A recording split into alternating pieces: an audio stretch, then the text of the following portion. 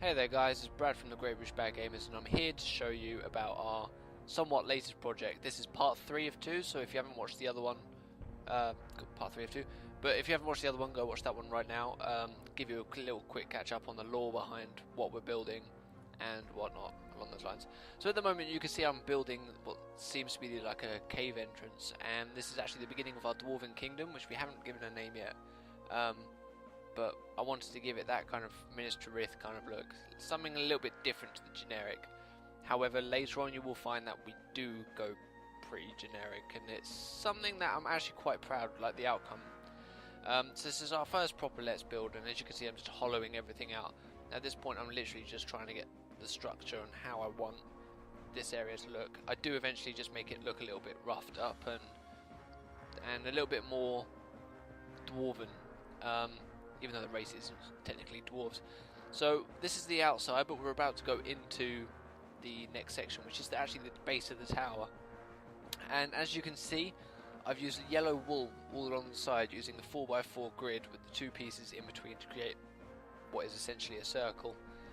And this pan along the background was perfect for the land that I wanted to do this Dwarven-like land.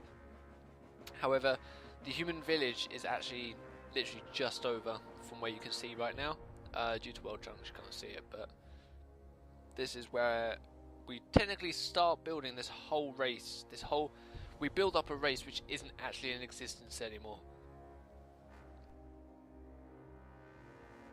So I start building out this watchtower kind of structure, even though it isn't really a watchtower. It's more of a cavernous, I don't know, it's just a cave structure, which I thought looked quite nice. I make a few mistakes because I'm slightly laggy at this point, but it's fine. So while I'm doing this, I've got Kane on Skype with me, and he's talking me through some ideas that he would like.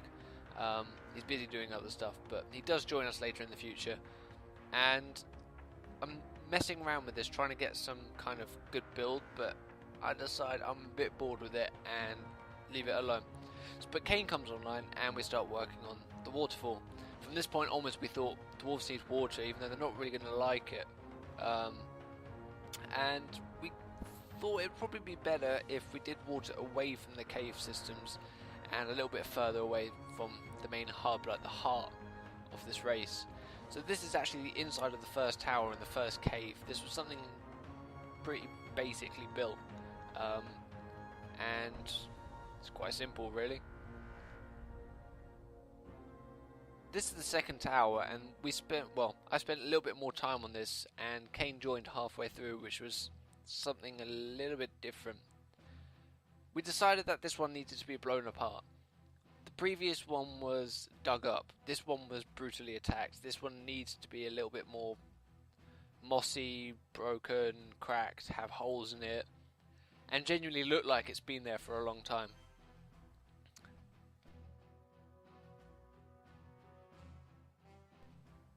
So Kane at the moment is just hollowing stuff out, and we decided that maybe we'd have a few holes in the top, which as you can slightly see there's just the one hole, but I think we went back on that later. This is technically the hillside from the angle that I spoke about earlier.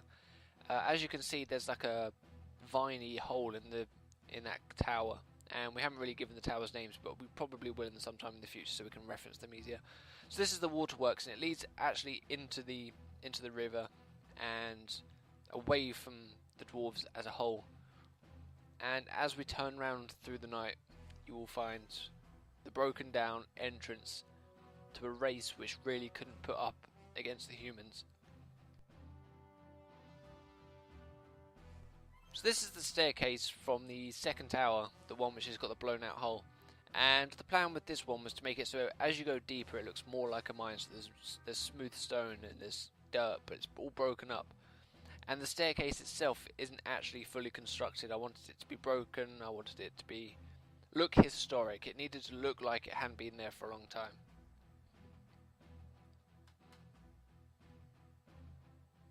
So this is the final pan and pan tilt, really, as we go through. And as you can see, it looks somewhat like a jumping puzzle, and the whole point of this was to keep the whole race looking as if it was reckless. They were noble, but they were reckless. They didn't really like to look after what they had. Even though they had been attacked, this wasn't really their main priority, and they may have escaped through another route. So me and Kane decided to start working on the space between the two towers, and this is pretty much the main, I want to call this the hall.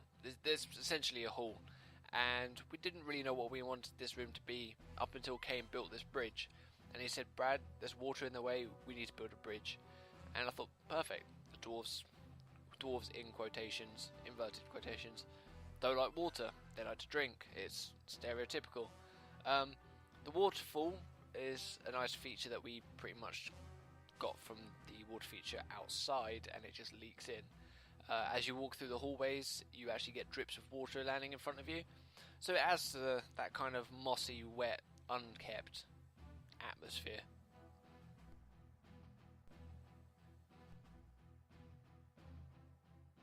At this point we decided that we wanted to build the roof a little bit better, and this was Kane's idea.